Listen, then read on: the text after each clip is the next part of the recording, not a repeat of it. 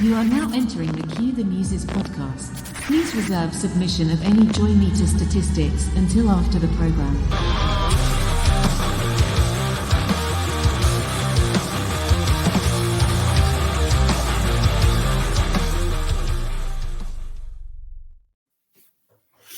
Merry Christmas, Happy Thanksgiving, and have a good New Year. I'll see you later. Bye-bye. Happy holiday between Thanksgiving and happy holiday between Christmas and Halloween.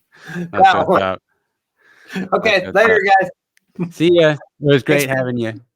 No, hey, I got updates on Cue the Muses. I have been editing away. Lots of November was dedicated to Cue the Muse editing, which is great to be able to finally get like back-to-back editing sessions in. I've completed another scene, and so at this point, the next thing that I'm editing, which I've already got all the footage imported, is the entire music video section. This is the biggest part of every episode, the most in-depth, the one where I explore effects and all that kind of stuff. But I've made it. It feels like a hell of a journey to have gotten this far. That's awesome. Hell yeah. Exciting. It's very exciting. And it's the first one that we filmed too. That's right. That's right.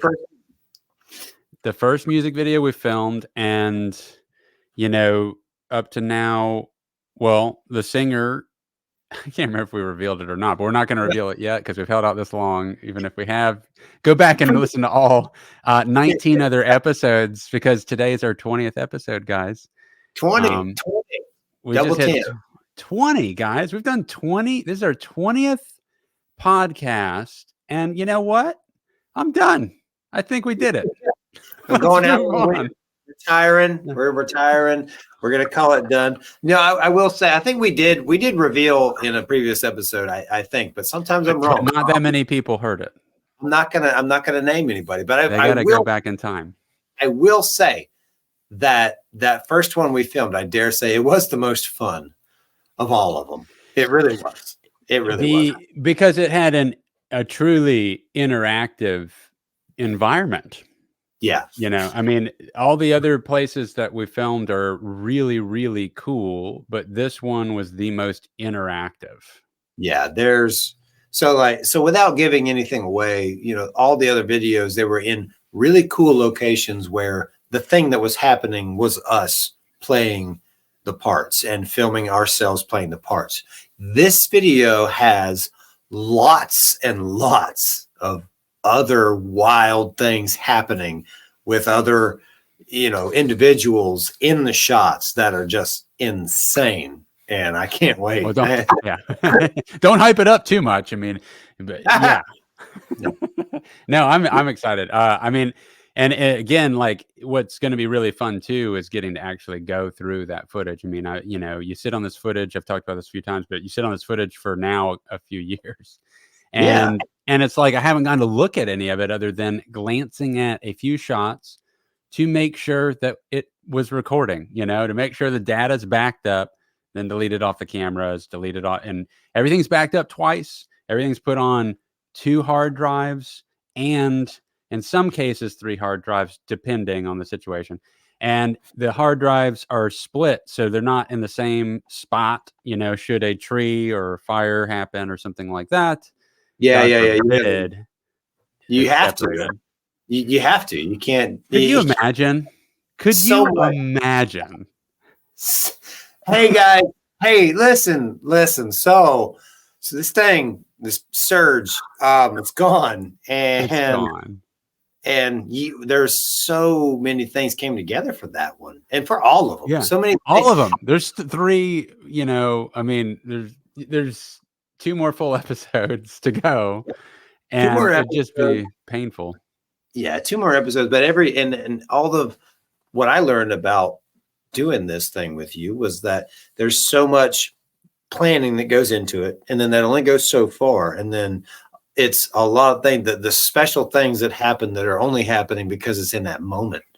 100%. Whether it's a setup, whether it's a shot or an angle or something, and that just doesn't happen again. Yeah. It's a one-time only thing. You could go film the same concept again, but you'll never end up with the same thing, period. I mean, it's just going to be a different thing. The weather will be different. The attitudes are different. The people available might be different. The time slots are different. The energy is different. The chemistry between everybody's different. The cameras and the gear, can be different. Everything. I'm not saying that we wouldn't come out of it with something cool, but just the perseverance that it's taken to get this far, the amount of time that we've put in. I mean, like you've talked about this before too. It's just the physical aspect of going and filming all these. It is insane, guys. I mean, we make maybe it's more insane because we're so involved in every aspect of the production. We don't have a stage crew per se that's putting stuff together. We have some people helping, but we're a part of that crew helping put it together too. So there's the mental, trying to stay in it, making creative decisions on the spot because you're constantly evolving what you went in there with based on what you actually have to work with and what's actually happening. The sound issues, the things breaking, everything's constantly forcing you to make this into whatever it's trying to be by destiny's will, right? It's just going to become what it is. And in that same respect, you'll never come out of the same thing twice. There's no repeating this. It's just doing it again and coming out with an orange instead of an apple. Yeah. Which is equally delicious and nutritious. Well, you hope, but maybe you end up with sour grapes. And what do you do with sour grapes? You can't make. I think you make wine. Don't you make wine with sour grapes? Maybe. Yeah. I don't know. How do you make wine? Muscadine grapes, I know, are one of the wine. Muscadine wine's good. That's one of the good southern wines. Huh. But, So I digress. Apologize if I'm a little distracted. I'm in a lot of pain.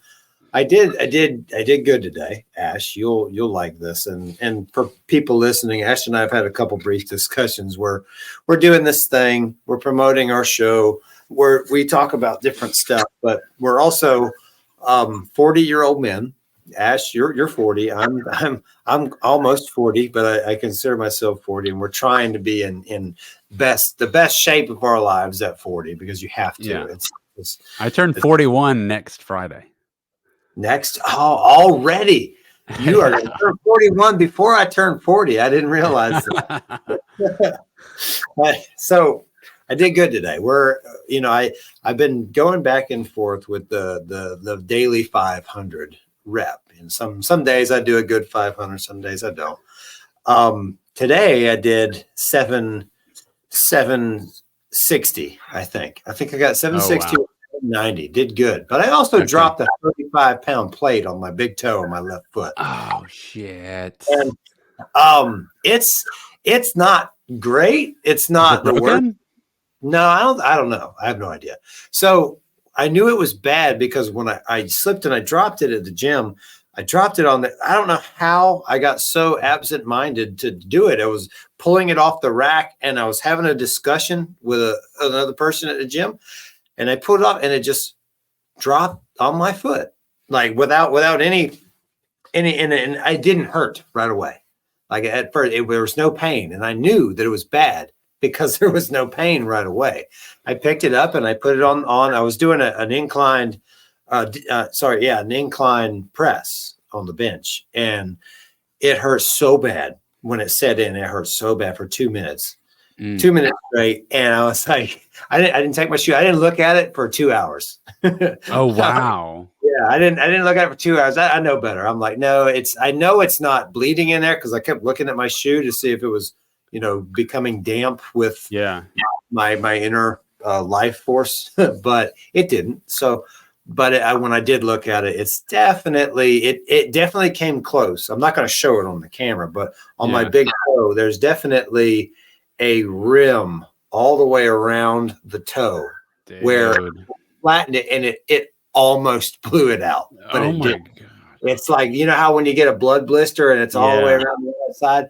I couldn't believe I did it. It was so stupid. It was just such an absent-minded, dumb thing that I had. Well, we'll talk about absent-minded other stuff on my end in a second, but sticking with this for a moment, the chances that you fractured your toe are extremely high. And it was such on the tip. It was so much on the tip of the toe, and I hate it because I was wearing. I did a couple of things. When I got off work, I did a solid running workout. I did a running workout. I did a lot of body. I did like this 500. I did a 500 rep when I got off work, and it was no weights. It was all body stuff. It was all, squats and push-ups and dips and twists and run. And I ran a mile, and I changed out of my steel toe boots into my athletic shoes. And I wish that when I went to the gym to do the heavy weights I was actually met Jason Cupp down there. And I wish I would have changed into my steel toes. So you did all your like aerobic and calisthenic stuff with boots, steel-toed boots, and then when you I changed. I never put them back in. I have done that before. I used to do like running at work, wearing my steel-toe boots. Yeah, and then you get to the gym and lift some weights, so you got to put on your slipper sneakers, your sock thin top. Similar story. My drummer for Dave's Last Night and Fighting Giants, John. He last weekend he told me he had to go to the ER because he was lopping limbs in the yard, and he said I lopped my toe with my lopper. And I said, oh my goodness. He said, yeah. He said, his wife, Jessica, he said, yeah, Jess made me go to the ER. It's like, oh my God. I said, what the hell, man? I said, you need to get you some steel toe boots when you're working in the yard. And he said, yeah, I was wearing my boots, but I took a break and went inside and put my slippers on and went back out at it. And that's what he did. I said, man, is his toe attached? Yeah, he's good. He's good. Okay. We practiced last night or night before last night. Yeah. We practiced last night for a good 2 hours, and he's fine. He's good. Yeah. I didn't have to look at it. It must be really minor. But there's some foot injury stuff going around. That is scary, man. But I know you go ahead. I'm sorry. No, I was going to ask you because I know that there's something happened. Oh, well, I'll get to that in 1 second, but I just wanted to clarify for people if they're curious. You're talking about this 500 rep thing. This is a fun thing that I think it's fun. I randomly decided about I don't know, somewhere around the beginning of the summer, I guess, maybe in June sometime, that I was getting so busy with my work, right, that I couldn't actually even take the time to go outside and walk down to my pole barn, which is where I have my heavy bag set up. I just wasn't getting to do it as frequently as I was before. I also had a few random weights out there, and that's the kind of routine I do. I don't go to a gym and just go to that. And then I just kind of started bringing stuff more into the office, and I'm like, there's a whole technique. Well, I won't get into all that, but bottom line is I decided I'm going to do 500 reps. It started off with 250 of anything. It can be any combination of any exercises, any muscle groupings. I could do 500 on one muscle group. Not that I've ever done that, but that's how open this concept is. And the goal is that you just hit 500 every day. So oftentimes I'm personally picking out, 5 to 8 exercises. I personally am liking doing one exercise for each body part. So I kind of get a full body hit every day. That would not be a good approach if you're trying to put on size. I think you'd want to get more penetration with muscle hypertrophy, focusing on a couple muscle groups at a time. But for me, I'm really just looking for mobility, health, just a general, I think, I'm not trying to put on a lot of size. And so I started doing this, and I was like, I could do the 500 anytime. I don't even have to do it all at one time. So sometimes I'll come in and crank out 150 reps in between rendering some files. And then I walk, 15 feet back over to my computer, and I'm back at it for a couple hours. And then you keep spiking your body with all the endorphins and all the chemical release that help with stress and mood and dopamine releases. And you're kind of just touching that constantly throughout the day. So that's a fun way to do it, or just doing it all in one session. And you could kind of take that idea. The thing is that if I feel like crap one day, there are some days I can't do it just because of time. But if I feel like absolute crap one day, but I can make the time to do it, a 10-minute here, 10-minute there, I make the exercises the easy ones that you can get high reps on. But mentally, you're still touching 500. There are certain types of exercises you can get more reps of, like sit-ups. You can get more sit-ups then you might be able to get curls, and going lightweight, guys. It's not like we're going for 500 reps with like the heaviest weight you can do in 10 to 12 rep sets. It's more like my sets are oftentimes 25 and 30 reps. A lot of these exercises, that's how many reps I'm touching, even if I'm using weights, getting tremendous workouts with 25-pound dumbbells. That's it. Great. It's great. Crazy. It's and I really enjoy it. So that's the idea behind it. Yeah, it's like it doesn't have to be something that's how do I say this right? It's something that anybody who feels that they're slipping can get into. Because when you brought this up to me, probably, I don't know, 5 months ago, 6 months ago, earlier in this year, and I actually spread it to a guy that I used to work with. I still work with, but he transferred to Atlanta. But we were working together down there, and I was like, man, I'm on this 500 thing. He started doing it with me, and he's still on it. He texted me the other day. He's working in Atlanta, and he's like, man, he said, I'm doing what do you call it? He's like, I'm doing a hard 72, or like he called it something. Okay. Look it up, but he's going to do 72 days of just hard 500 every day. And he's like, okay, great. He showed me some different exercises that I didn't think about. And but like the 500, it doesn't have to be heavy. Like you said, I don't go to the gym either. I go to the gym when I'm here in Tallahassee with my buddies. When I have to work up here, I got a couple of friends who have gym memberships, and I go to the gym with them. But when I'm down in my house, I use my 35-pound kettlebell, and I've got the Bowflex, the adjustable weight. So it goes up to 52, and it goes all the way down to 5, so it's like 5 to 52. Nice. And I'll use those for like, all the upper body stuff. And then, with the press, instead of 10 reps, I do, 20 up to 25 reps, and then do it. And I did you made me listen to a podcast the other day with Rogan and what was the guy? Gary Brecka. Yeah, that was fascinating. To listen to that guy. I'm not going to say that I'm going to go all hard in on all of it. But, but one of the things that I actually took away, and I've been doing ever since, is Rogan's warm-up exercise of 100 push-ups and 100 squats. And I've been doing it every day before I go to work. I just made myself do it. 100 push-ups and 100 squats. Sometimes I do 50 squats if I do weighted squats, like a 35-pound kettlebell. Then I add weight. Okay, then I do reps of 10 instead of 20, and that's the only difference. But I feel so much better. How much better is your day starting it off like that? A win. Like you start out with a win. Already, it's so much better, man. It's like I try to do something in the morning. Well, I'll be honest, for me, I'm not necessarily lifting weights in the morning, but I've gone through, I love experimenting with stuff, with health. Like I've tried a lot of different things, and I've, a couple of years of this, couple of years of that, and I'm currently, because of listening to that podcast, I'm back on this kick. So since I've listened to it, for the last, I guess I'm on day 15 or 16, something like that. I've got every morning, minus 2 of the mornings, I guess. I had to do it in the afternoon because I had to watch my son early in the morning. But I get up barefoot, go outside, grounded. I get my meditation in. I like to do a short 5 to 10 minute meditation. I personally know a lot of breath work. I do breath work during that. It's part of the meditation. And then afterwards, I hop my ass in a cold shower for just like a minute.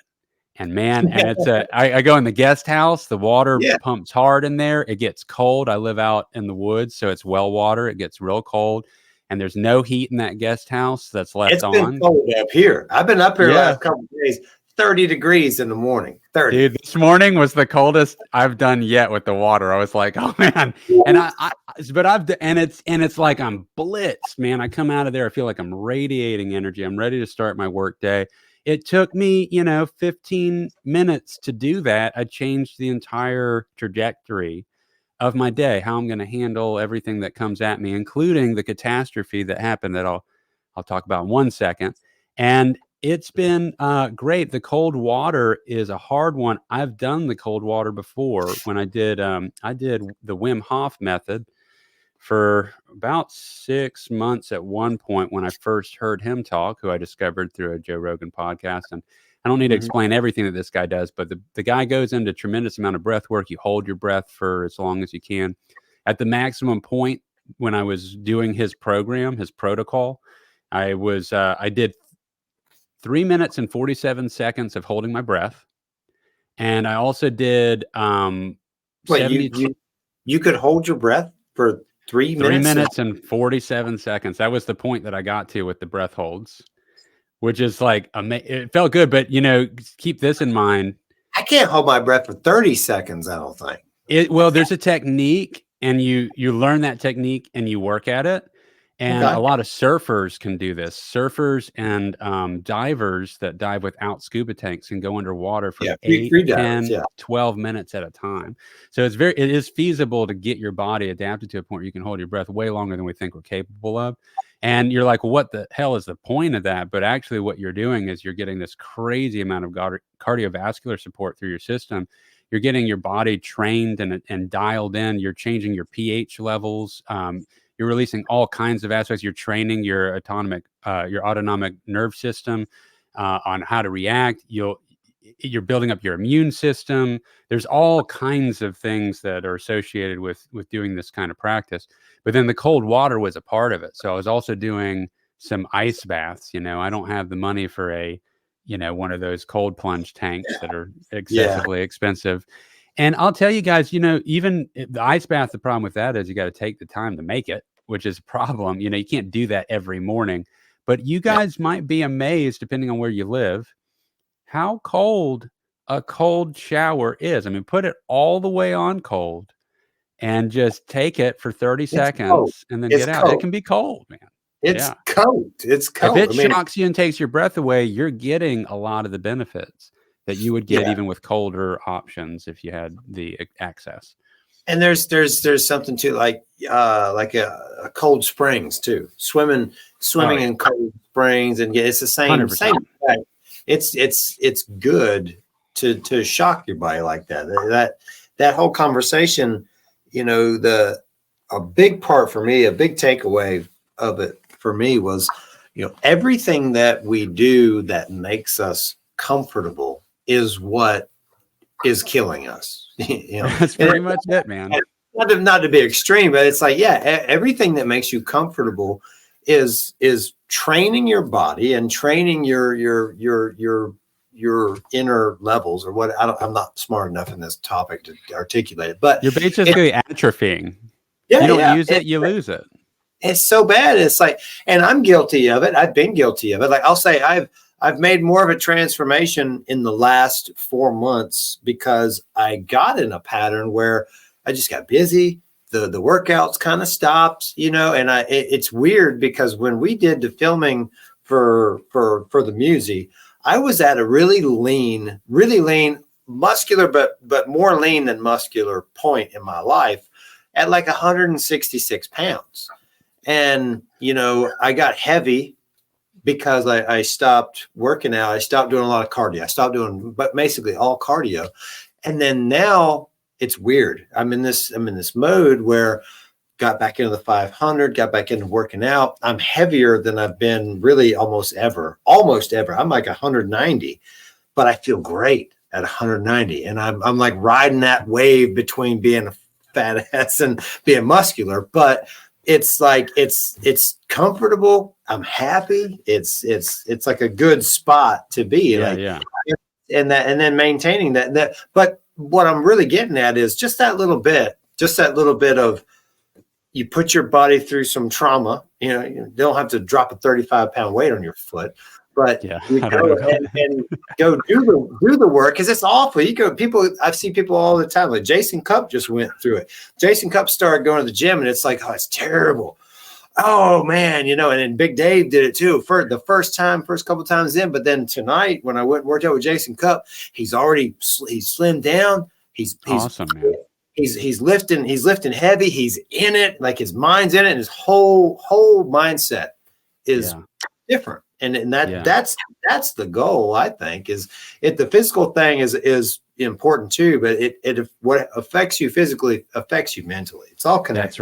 That's right. It's a side effect. I feel like the aesthetic gains are almost the side effect of all the other benefits that you really should be doing it for. And it's like, I know the times I succeed the most with steps forward and evolving my business, or execute, even just the way I handle situations, both family and business, keeping my cool, having the energy to be fun and, entertaining and interactive.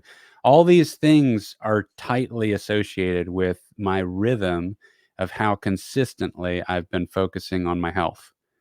And those times where I let that slip, everything else slips every time. Versus if I can keep the health part on those moments, those strides where I can keep that consistently going, then even if something else teeters off, if I'm falling behind on one dynamic of my life, the rest of it still doesn't slip out. But when the health slips, everything slips. So I feel like, and the mental clarity and sharpness is so tied to that as well. Doesn't it make everything more difficult too? When it slips, your physical health slips, your physical well-being slips, then your mental well-being slips. And then I've experienced, then mentally everything becomes more difficult. It really does.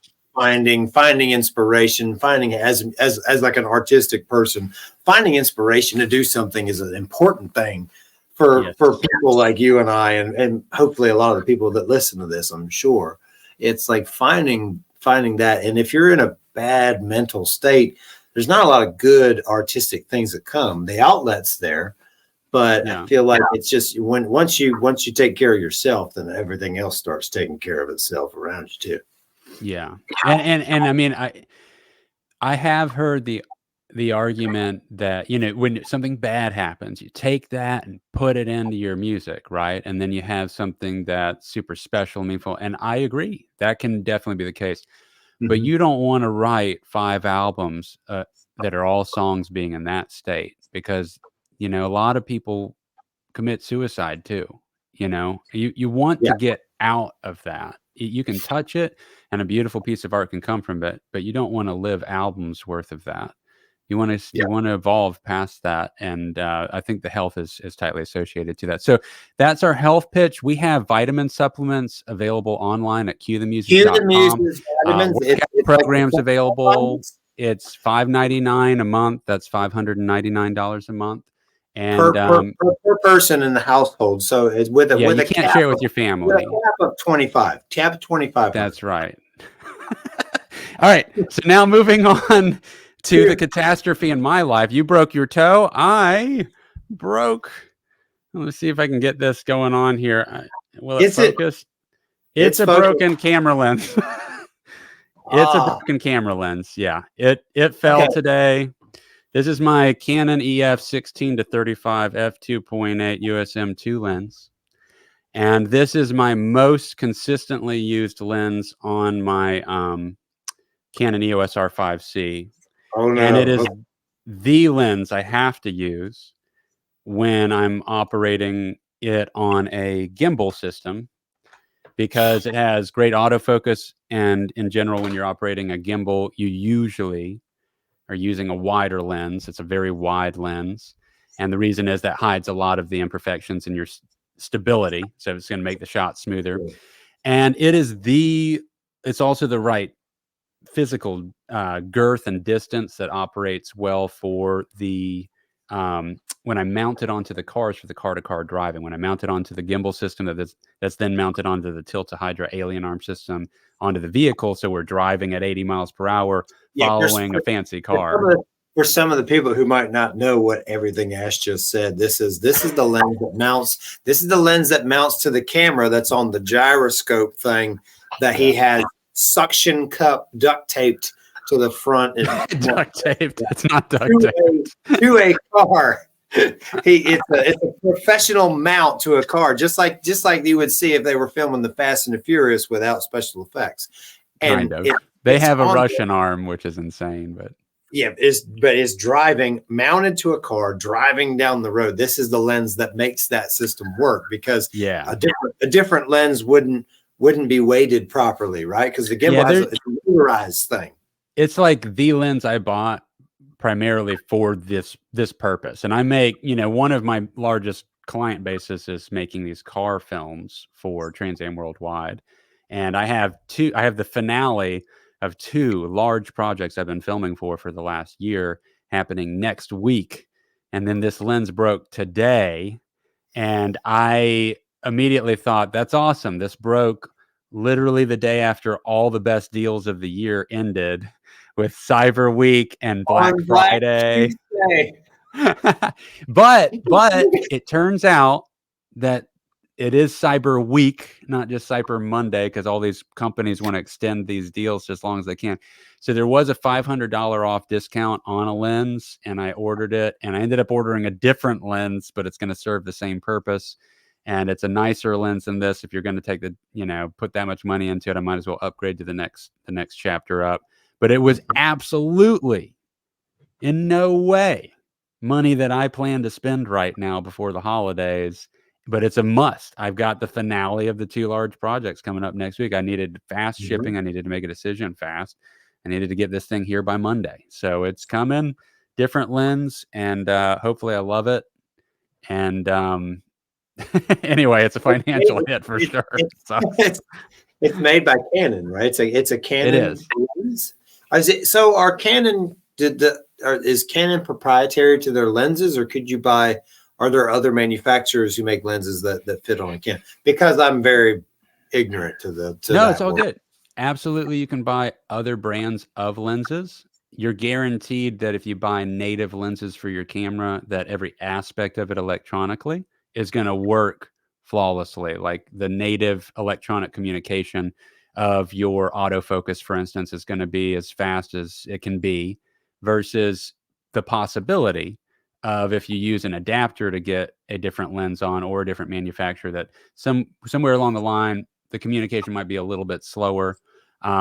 And also with firmware updates into the future for later camera bodies, by purchasing the manufacturer's lens, you're just kind of ensuring every time that you're not going to get left in the dust. Because the thing is that your lenses stick with you. Your camera bodies oftentimes don't. That your lenses can stay with you for the life of you using lenses. But the camera bodies, you might use that for 5 to 10 years. Your lenses you might have for 20. And to give some example of lenses, period, when you're watching theatrical films, the lens packages that they're using, oftentimes each one of those lenses is upwards of $20, $30, $40,000 a piece. And there's lenses that get into the $80,000 territory and $100,000 territory. So lenses are gonna, it's smarter to invest in lenses than camera bodies, because the camera bodies will constantly change and come down in price. The lenses don't lose their value the way that the camera bodies do. So hence, I went ahead and used it as an excuse to get the nicest zoom lens I've ever invested in, which is the Canon 24-70 f2.8 RF mount. So it'll go natively onto the camera. That's awesome. Yeah, I can't wait to see what you do with it. Me too. I mean, I'll definitely be putting it to the test next week on some of the most exciting stuff of these projects yet. So it's exciting. But it's awesome. Also just, I mean, it's good, but it's like shell shock when, I actually have to pay for it. It's on a credit card right now. Yeah. But it's part of your business. It's basically, in my world, it would be similar to, if the somebody blew up the skid steer, or the forklift, or a piece of heavy equipment that you use that is like your equipment, and it caught fire and burned down, and you got to get a new one. So when you get a new one, you can't perform the job without it. Yeah. And will this newer model, how much more work can you get done, or what new options do you have with it? If they make something like that, that's a part of factoring it in. This new lens I'm getting will definitely have faster autofocus, and it has a wider zoom range, and it's going to be sharper. It's going to look better. It's a better lens. That means when we film the last remaining scene for Cue the Muses, It'll get There's a used. chance you'll be using the new one. It'll be one of it. Yeah, yeah. I mean, it'll be, anything we do with the gimbal, it's going to be that lens is the idea, and gimbals are make amazing shots. I do a lot of handheld. Yeah. But gimbals are awesome. I've used your gimbal a couple of times when we were filming. Yeah. This. Well, you use the toughest scenario you could ask for, which is the red camera on top of the Crane 3S. And that is heavy as hell. And there's no autofocus. So you didn't have the ability to let the lens do the work there. And that's one of the reasons I got the Canon R5C is that it can do 8K resolution filming. It's glorious, raw, beautiful, flexible codec. And it has autofocus. I mean, I really needed a camera with high quality autofocus for a gimbal. And I just hadn't had that. And I would not be able to do the car-to-car filming the way that I have been without the Canon R5C. It was a massive upgrade in the car-to-car filming for the Trans Am Worldwide videos that I've been making for a decade. But up until this point, I've never been able to mount a gimbal. Of views on those things.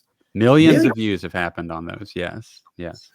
I mean, if we really counted them up, the Burt Reynolds Bandit one that was a hit on Facebook was upwards of 30 million plays.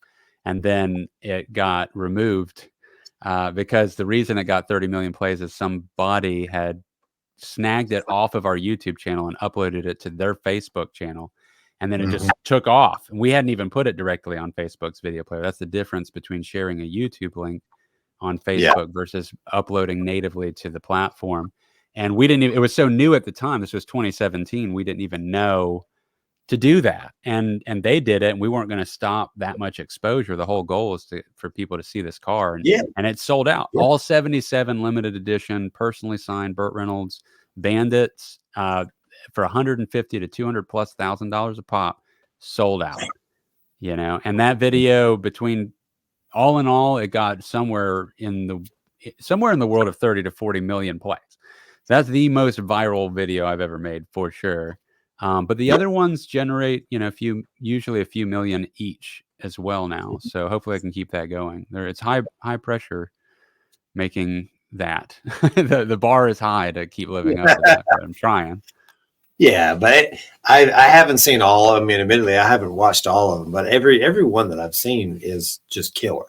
Thanks. Just they're a lot of fun. I mean, I'm a car guy.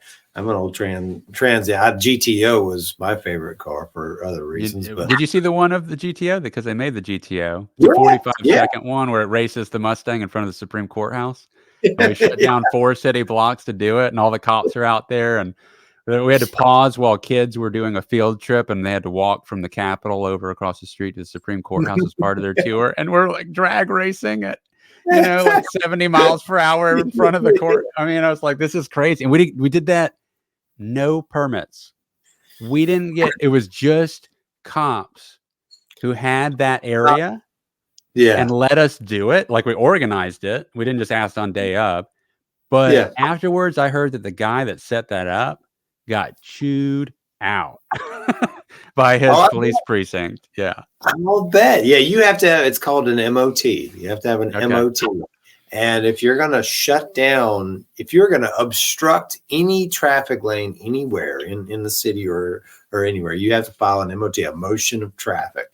And it's like a permit, and you have to get approval, and you have to submit a plan for if you're going to block a lane and temporarily close a lane and have people, guides there, or if you're going to do a detour and shut down a road, for how long you have to pay. Like per day, there's a cost. It's just it's a whole stupid thing. And what kind of cost are we talking about? Do you have any idea? I mean, obviously it depends on the place and the both the city and the place you're trying to do it. But honestly, I've never purchased it myself, so I don't know. Not that I haven't done that. It's not. I've never had to be the one to pay. Did you hear what I just heard? Wait a second. Can you hear this?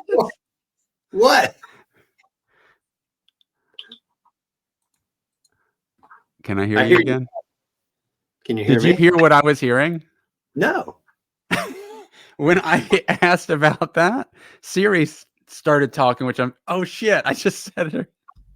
Oh, Siri. You said, "Hey, Siri." I can't say it again because it'll happen again. And started talking. She started talking about I can't help you with that. And she started trying to give me directions For an MOT. Yeah. Yeah. If you would like an MOT between the courthouse and the city of Tallahassee and West Palm. Yeah, it's like, what the hell? It's the AI taking over the world, man. All right. So Okay. I have a new segment for you. Okay. This will be quick. This is Dick's word of the week. Okay. I heard a new word today. I love I like words. So I heard a new word today. I want to know if you've ever heard it. And that word is boondoggle. It's a new one to me. I like it. It was a new one to me too. A buddy of mine and I were texting, and there was like a function, and another buddy of ours had this special cooking thing or something, and he was like really building it up and like cooking. It's like, oh yeah, well I said, well, how was it? Because I wasn't there. I didn't get to go. So I asked my buddy, I said, hey, how was, I don't want to name anybody's names or anything, but I was like, hey, how was such and such his thing? He's been bragging on it so long. He was like, it was good. It kind of messed up at first. It didn't really work right. He had to mess with it. Then he said, then he finally got it, and it was okay, but it's kind of a boondoggle. And I was like, oh, what? Like I was like, I fell in love with the word instantly when he this said, is slang, right? This is not a dictionary term. Boondoggle. This is real. This is real. It is a real word. This word has been a word since the 1920s. Whoa. Since 1920, and it was coined by a man named Robert Link. And he was politically correct to be saying. What is the meaning? Yeah, in the Boy Scouts. In the Boy Scouts. They made a little thing that ties their little Boy Scout neckerchief or whatever, and it slides up on a braided cord. It is a braided cord worn by Boy Scouts as a neckerchief slide, boondoggle. And so that doesn't make sense, but somehow in 1920, Robert Link coined what that is. And I guess everybody, my best guess is everybody kind of makes fun of this thing like it's nonsense. It's just a neckerchief, and there's a little thing that you buy to put on it, and it slides. And it's a boondoggle. So the second definition is a wasteful or impractical object actively involving a wasteful or impractical project or activity, often involving graft. So like a boondoggle is like it's a big ado of nothing. Yeah, it's like so it's like life. I explained it to Amber. I was like, it's like a boondoggle is like if you have a toaster. Okay, you have a toaster, and then well, your neighbor gets a toaster that you put the bread in a little compartment, and then that compartment is on a rotisserie, and then it rotates at 32 feet per hour, and it perfectly rotisseries the toast and comes out, and it's sold to you as the best toast ever made. But really, it doesn't do anything better than the toaster does. It just costs more, and it does a more extravagant thing. That's a boondoggle. Again, it's like my life. I like the word. Okay, that is officially added to my vocabulary. I'm going to figure out a way to use it on somebody this week. It's going to happen. Boondoggle. Yeah. I'll find a moment. One of your friends or family members will have something that they are in love with, and they're going to brag on it. Yes. And it's a boondoggle. It's a boondoggle. Boondoggle. I feel like I have to say it with a Southern accent, though. I feel like that, too. It sounds like a boondoggle. All right. And now, listeners and friends, it is time to take a strolling stride down into Trivia Corner.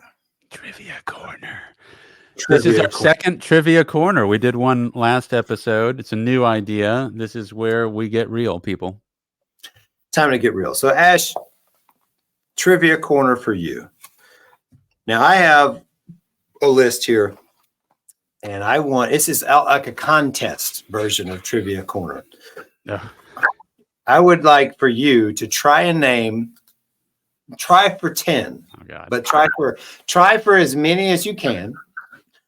How many bands have won Grammys in the metal section? Metal Grammys. And I want particularly for metal, because the metal genre in the Grammy award system was created because of some real heavy controversy when that happened, and I'll explain that later. But Okay. I'm going to go back. I'm only going to go back to 1990 is as far back as I have on my list. Okay. And okay. That's 33 years of Grammys in the metal genre. What do you try and name, like who do you think has some? Okay, so the question is, who do I think has some, or because somebody's won this every year for 33 years, is that right? There were 2 years that are exempt. They were Okay. Hold on, I did see it. There were 2 years. It was in, where did it go? I had it. 2012 and 2013. For some reason, Wikipedia did not have any award winners for a Grammy in the metal genre, metal music genre. Best metal performance, I think, is what it actually is. So your question to me is, who do I think are some of these winners? Yes. Okay. I have to think the first one that pops in my head is Metallica has to have won one of these, right? Yeah. Yes. If not more than one.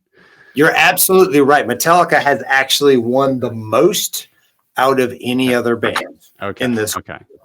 I believe this. And Metallica, great first answer. All right, cool. Yeah. Go Metallica. And then, I honestly, I know this sounds like, I think not that they would be excited about it per se. I feel like, has Tool won a Grammy? Yes, they have. Multiple. Oh, beautiful. Okay, well, they deserve it. Both of these bands deserve these things. They do. Ash's favorite band, one of my absolute favorite bands, Tool, absolutely has won. They actually won Grammys in for a couple songs I didn't realize. I had no idea. First of all, I had no idea Tool had ever won a Grammy. But so Tool's first Grammy was in 1998 for Enema. Oh, wow. That's awesome. Yeah, of course. And that was like that album came out in 97. They were like they were riding the wave, man. That's crazy. Weird. I didn't know they were that big with that album. I thought that they didn't really, I thought that they gradually grew in like this underground way after that album for the next 5 years until they released Lateralis. Which is their second Grammy for Schism. Okay. And then after they won a Grammy for Schism, they won another Grammy again.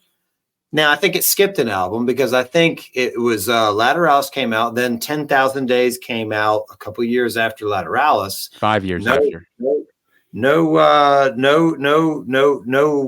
Grammy awards on there, even though that's one of my favorite Tool albums. It's so good. I mean, we could lose another hour and a half talking about 10,000 Days. But they won it again in 2020 on the new album, Inoculum, but it was for the song Tempest with a 7. That's awesome. That's great. That's a 15-minute amazing song. Yeah. Yes. That's awesome. So okay, you're 2 for 2 right now. Okay. I'm gonna guess that. See, the problem is a little bit of the problem is I don't know if it's at what point rock crosses to metal, but I feel like by Grammy standards that Evanescence would be a metal band and they've won, or is that just rock?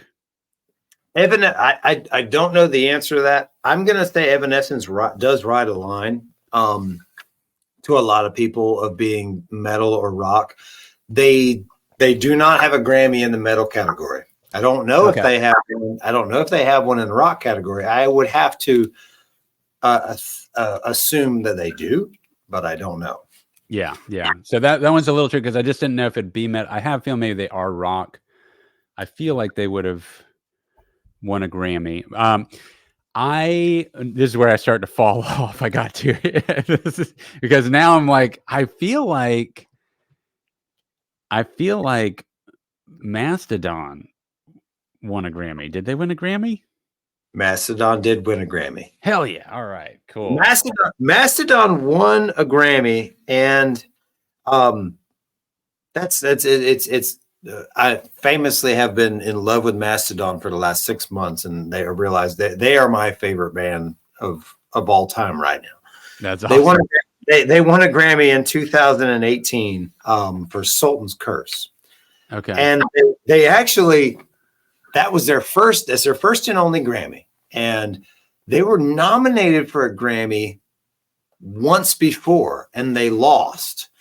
And I can't say who because you haven't guessed them yet, but they lost to someone. And when I saw who they lost to, I smiled so big I almost teared up because I had no idea they had a Grammy, and it's even cooler. So good job. Number your fourth try for Mastodon. Okay, you're 3-1 right now. The idea that you smiled like that. I mean, did Killswitch Engage win a Grammy? I can't. They're too. Nope, I didn't think so. I wouldn't have guessed that other than you crying, you balling up into a little emotional ball. There's one that this is. I'll have to give it to you if you don't guess it. It's one special group that's very near and dear to a lot of people. Don't try to keep guessing for that one. Just go for what you. Right. Yeah. Well, I'm also trying to think time-wise, like when these things happen. Did Pantera, was that? Pantera has not won a Grammy, even though they were nominated. They were nominated for a Grammy for their song "I'm Broken," and I think that year they were nominated. I believe that they should have got it. I think they should have got it, but they didn't win. They lost. They lost. I can't tell you.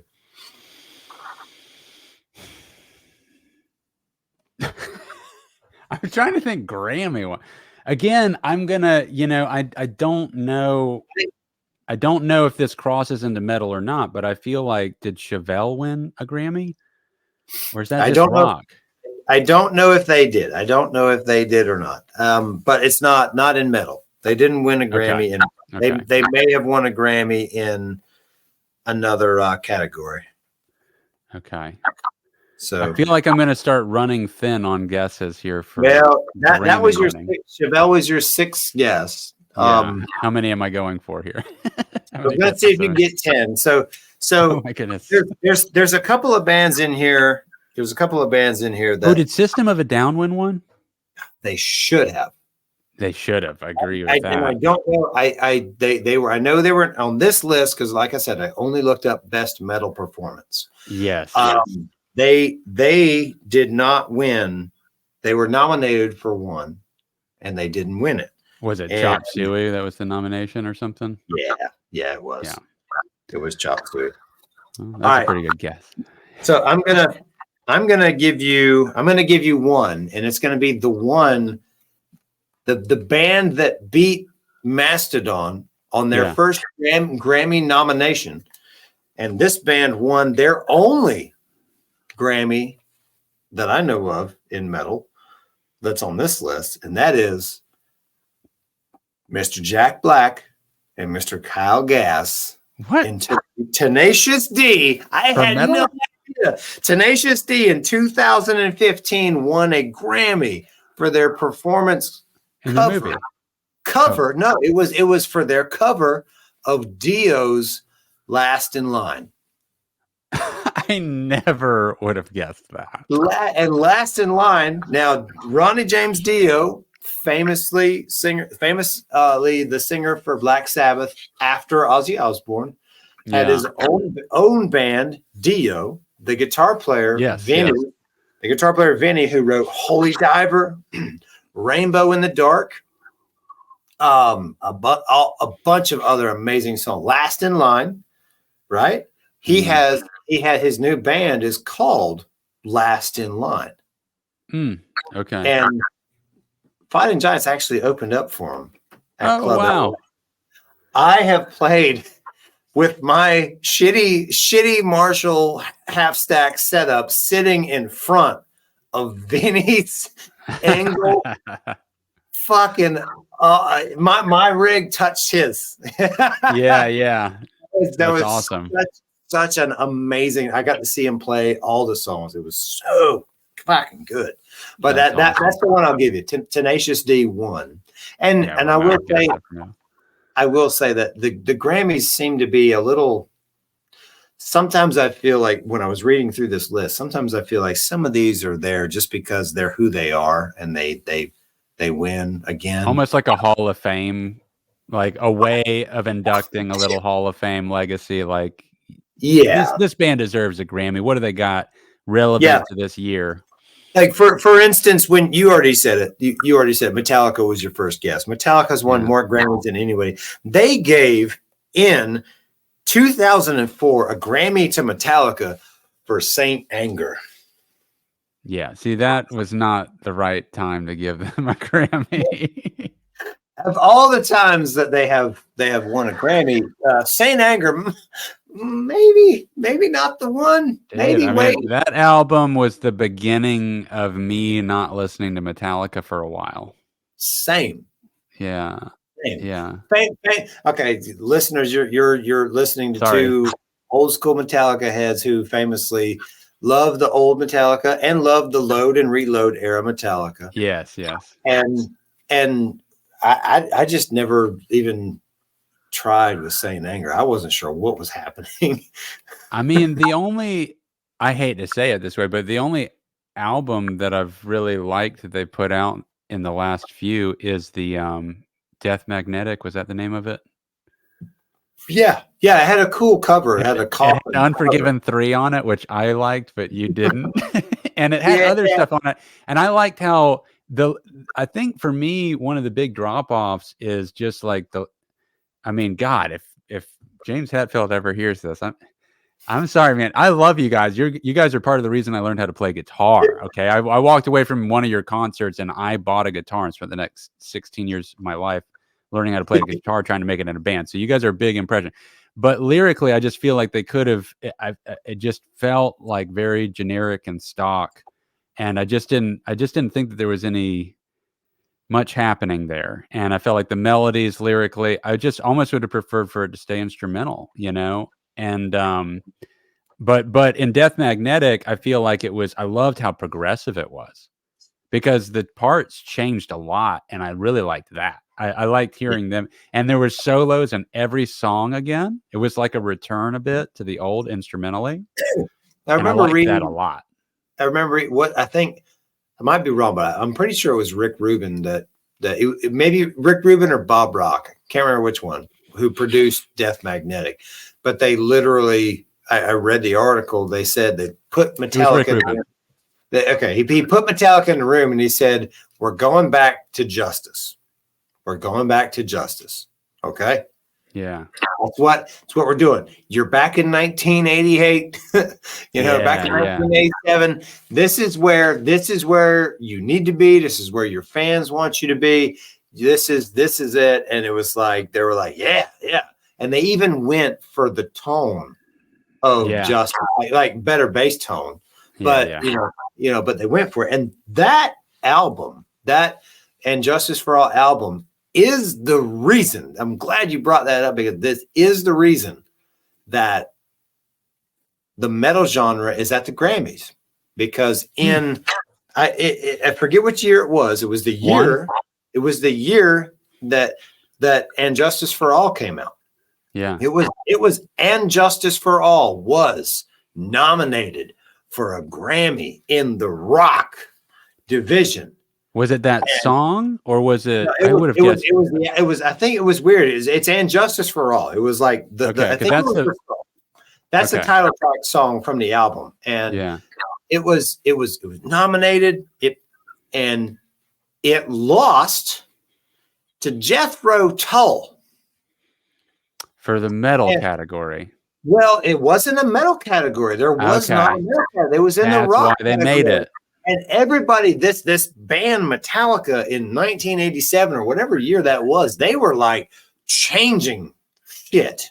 They were doing something, and things were not ever going to be the same, just like other bands were before them.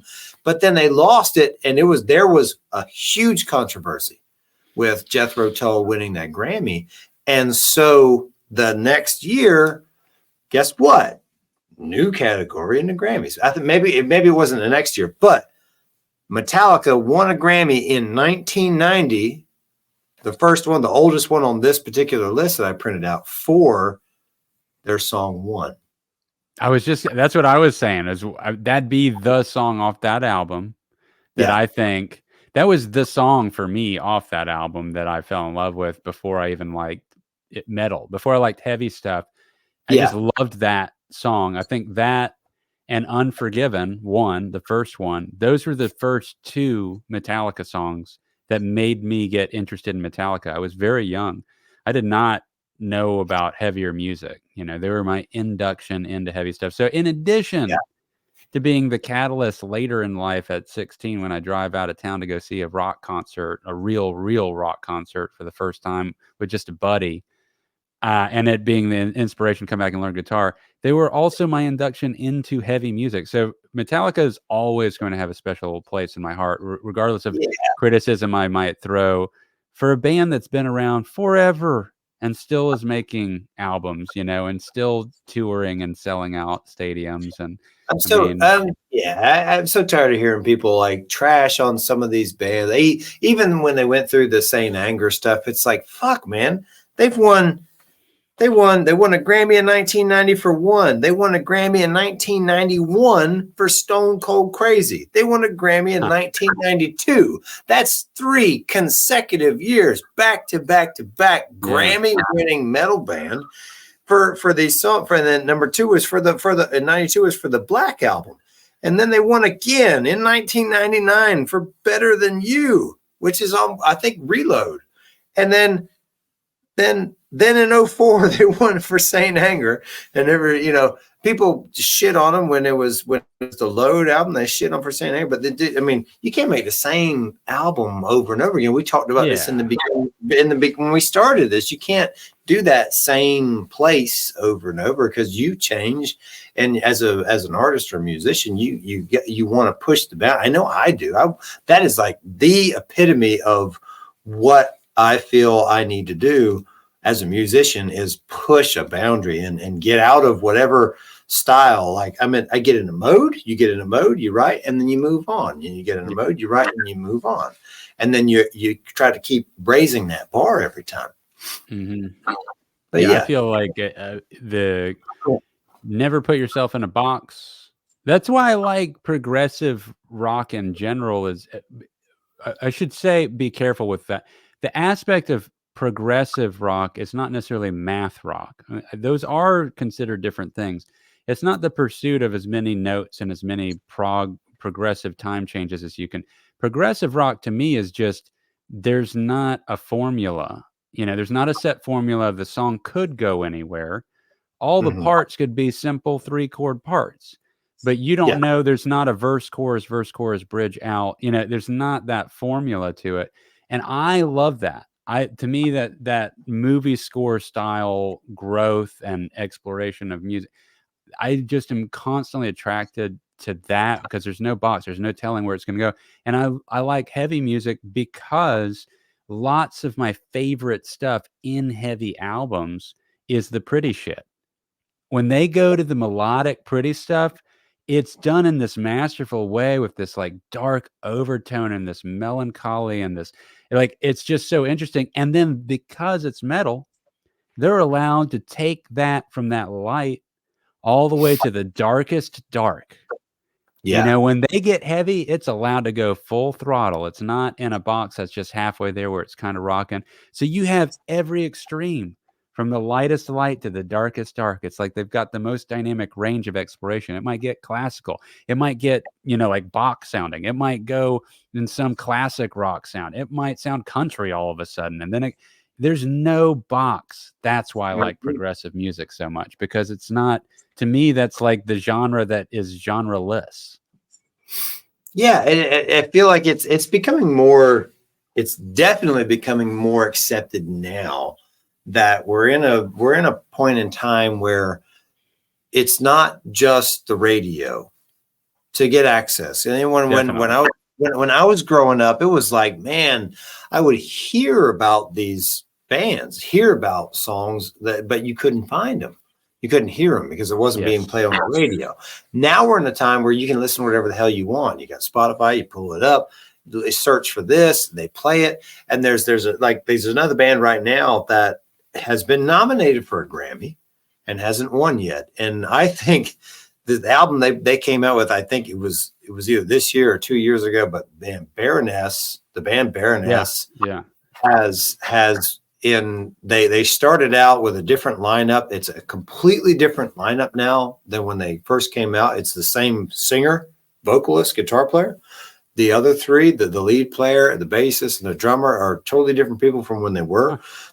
But I found them this year. This is another band like Mastodon. I didn't just find Mastodon. I just realized that I thought I didn't like Mastodon 20 years ago when they came out, stopped listening to them. Then all of a sudden this year, 39-year-old Richard hears a newer Mastodon song and says, this is the best fucking thing I've ever heard. What the hell is this? Same thing with Baroness. I find Baroness for the first time now. And this band Baroness is just, it's like, I probably listen to them more than anything else. And it's like, it's so good, but it's not a radio formula. There's choruses, but it's a lightly progressive. And it's like, it's right. It's not inaccessible to the average listener, because the average listener wants to have that hook and that thing coming back where they can sing along to it. Yeah, totally. And for me, if you have a Spotify account, they did this end of the year roundup kind of thing on all your stats. I didn't expect this, but it's just something that they're doing right now. So if you hop on your Spotify account, I've been seeing things about it. So you just hit the button at the home screen, and it's like, find out your stats. And then you see like what bands you listen to the most, how many listening minutes, this and that. And one of the bands at the top was this Swedish band. I've fallen in love with like 3 new Swedish bands this year, like really deeply in love with them. And one of them was the second band was Clone. And I really like this band Clone. And the reason I bring them up is because I don't know why I like them so much. They don't follow the formula, but it's not like the music's not complicated. There's just this a lot of it sounds kind of similar. It's almost like it's almost entrancing listening to the album. It is heavy and all the songs change but it's like the way the guy sings, something about it just feels like home. It's like the kind of thing, I just love it. I feel good listening to it. I feel like it makes me feel like think creatively. I like having it in the background. I like using it for workouts. And it's just this random Swedish band that I don't think many people know about, and Clone with a K. If you guys are curious about checking them out on Spotify, they're a cool band too. You sent them to me. I checked them out. They are really good. Yeah, I mean, it's like it's gentle, it's melodic, but it's also heavy. And it's like, at first I kind of passed by a few songs, and then I just like, let me just open up the whole album. I'll use them for a workout one day. And by the end of the No, I was going to finish your thought. I'm sorry. Well, just by the end of the workout, I was like realizing how much I was digging it. And then I listened to the same album the next day for the workout. That's how I've kind of been absorbing bands this last few years. Is I like to look up the discography almost immediately rather than looking at all the popular songs. I want to hear how they want to present it as an album. I love bands that focus on the album as an album. And I'll usually give the album 2 full listens before I kind of figure out if I want to move on, unless it just doesn't do anything for me out of the gate at all. But that's kind of how I like to do it. Full album listens. Get a sense of who they are and what they're presenting. Yeah, and sometimes, you know, there a lot of bands do concept albums where there's really a story that's being told. I'm telling you, Enter Mastodon has cue the Muses. enter cue the Muses. I was gonna say Mastodon because I'm in love with Mastodon right now, but Cue the Muses has done exactly that, and Yeah. it's just like very very particularly exactly that. Yeah. But I was gonna say, you know, like the band Clone that you're listening to, Baroness that I listen to, a couple weird bands I listen to. There's a band called a Swedish band, Finnish band, sorry, that I've really fallen in love with. Blood Command, Okay. female fronted band. She doesn't give a shit. It is just like punk, crazy, stupid, simple stuff that's just stupid catchy, and they know it, and it's like they don't care, and it's just better than anything. It's Awesome. like it's so cool. But they're just like a local band Yeah. in Finland, just like Clone is a local band in Yeah. Finland. These local bands, I'm telling you, the local bands are the ones that are doing all the best stuff because they're fucking trying the hardest. They're trying so hard. Genuine music.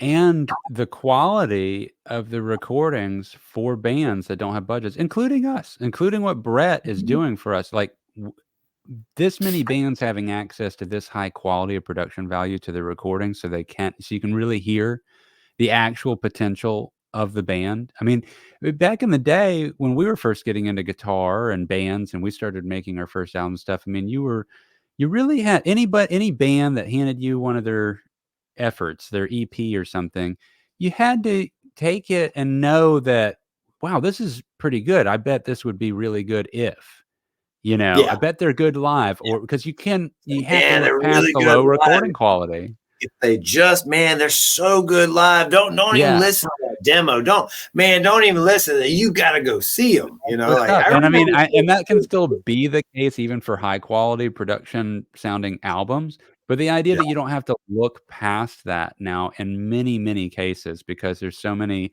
either talented engineers that are available for reasonable prices, or people are hitting the pavement, just really learning how to do this in their bedroom and doing it over and over and over again. I heard a snippet of Tragic's latest stuff. It's only a snippet because I don't believe they've released their full album.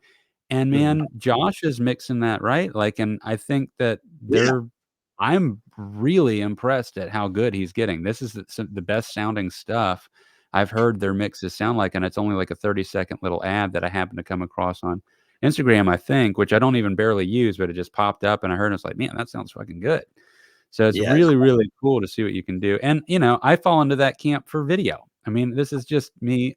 It started off in basically a bedroom, and then I'm making a big car commercial for Trans Am, and then it turns into this, and now I have my own studio and everything. So the camera quality and everything's so accessible. It's a really exciting time. So, and on that note, we're about to hit an hour and 13 minutes, which that's 113. That's my favorite 11-13 numbers. I love that. So we're going to end there.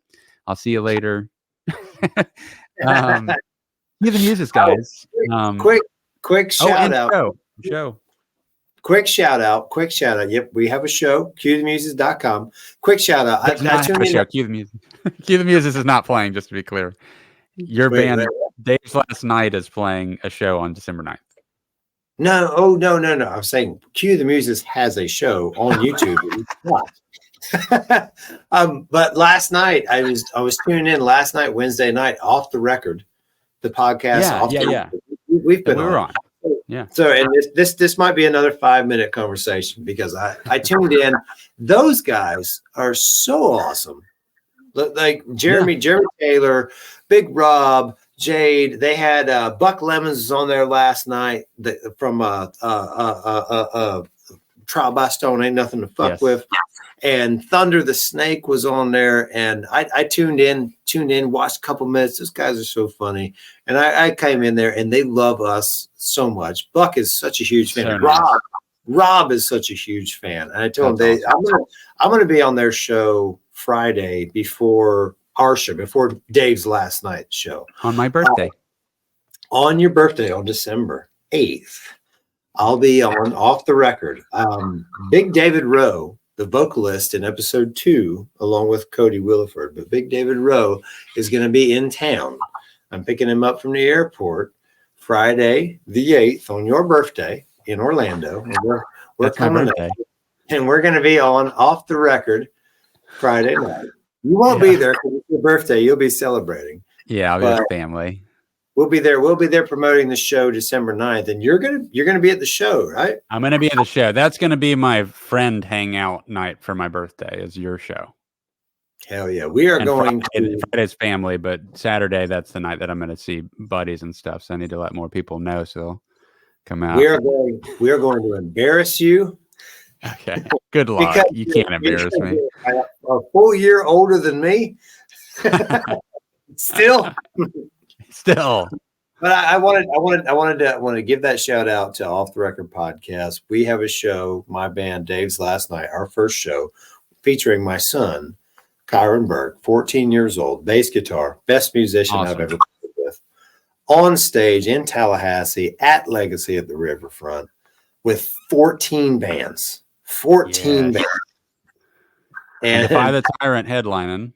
Defy the Tyrant headlining, the Retrograde co-headlining, Thunder the Snake, the Rockadillions. I can't name them all. Are you playing in Defy the Tyrant that night?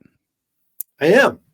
Okay, so you're a part of the headlining too. So you're opening and closing the show. Yeah, I'm playing first and last, Ricky Bobby. I am first and last. Awesome. It's gonna be good. It's gonna be a long day. It's gonna be a good time. It's nice, gonna be really man. Well, I'm gonna be there, and Tristan's coming too. That's my son, who's 7. Hell yeah. And I hear Tristan is picking up a little guitar. I think so. He doesn't tell me how much he's practicing in his room. I know he's done a few sessions. It's one of those gentle things. We talked about this a few episodes ago. Do you push it? Do you let them just right? I never pushed it. So with son 1, which is Tristan, we never pushed it. He's kind of gradually getting interested in it now. I'm letting him explore. I gave him a couple. I've given him like a couple of lessons. That's it. I've shown him one thing here, one thing there, but I actually gave him a full lesson. Handed over my ESP. It's living in his room right now. So that way it's just there and he can easily pick it up and play it. Unfortunately, there's not an amp in there. I would happily get an amp for him if I saw him practice consistently for 1 month. You know what I mean? Just like if I knew that he was into it enough to be practicing, I'm going to just buy him an amp and put it in there. But I need to know that he actually wants to practice. I don't want to force it on him. Yeah. It's one of those things. You have to feel it out as a father. When Kyron started, I was like, oh, is he going to do it? Is he going to stay with it? And then when he totally went all in, okay, well now I am pushy when I teach him, because now it's gotten to the point where I record him and he tracks, and it's like I stop it and I said, do you know what you did wrong? Can you hear what you did wrong? And he's like, huh? He said, no, I played it right. I said, no, isolate the track. Does it sound right? No. Okay. Yeah. Well, it's gotten to there, but it's like, okay, if you're going to do it, and I know he's at that level. Like if you're going to do it, you're going to be at that level. You have to be at that level. Yeah. Like all the time. Yeah. All the time at that level. He's only 14. It's like, I know. I mean, it's like, but he has gotten to the point where, he's got it. I'm telling you, he's got it. And it boggles my mind how much he's got it. And so as dad now, as musician dad, it's like, okay, you got it. I want to make sure you keep it. Because that's the other part of it. A lot of people play for a couple of years and then toss it aside and then never do it again. I hate hearing those stories. I know. And I had a 12-year stretch. Then it was 4 years, not off completely, but barely playing, like to the point where I had nightmares. I'd literally wake up like from a nightmare of having to play a show and I couldn't play guitar anymore. That was, and it was like, I remember I was like, I hate feeling like this. I get like so much so that I almost mentally had to decide, I guess I don't really play guitar anymore. I was so invested in the video stuff for that stretch of time, and I had gotten so burnt out and, blah, blah, blah, blah. I got back into it. And currently, I mean, I'm in as much love with it as when I first started. I mean, I'm practicing like crazy. I'm addicted to it. I wish I could create more pockets to practice more. It's like I'm craving to be holding guitar, so much. So it's great. I'm just endorsing that as much as I possibly can right now. So it's great stuff. But guys, we love you. It's amazing if you've listened to this podcast for an hour and 20 minutes. I hope you made it this far. If you have, awesome. Let us know. Maybe you could tell us what we talked about last. Say, teaching our kids guitar, something like that. And then we'll know, wow, that's a loyal person that's going to get a big hug on December 9th at Legacy. My mom's going to get a hug. I'm going to give your mom a big old hug. But she's going to say, teach your kids guitar. December 9th at Legacy at the Riverfront. Come out, hang out, me and Ash. I'm going to make sure that Ash and I get on stage and give a little pitch and a little hangout. And the first 20 people in the door get a free dick pic. And Yvonne Chamier. Just Yvonne Ding Dong. Yvonne Ding Dong. Ding Dong. Just to prove I'm not messing with you. I've got them here. And there they are. Look, it's in focus, kind of. Yeah, dick pic and an Ash Von Ding Dong. Focus. Those are different thickness levels, so each one has its own attributes. That's right. You see that, guys? That's right. For those listening, I'm sorry you can't see this. Dick will be keeping those in his cast and pulling them out of my toe cast. Your toe cast. On that note, ladies and gentlemen, toe cast. Good night. Good night, toe cast.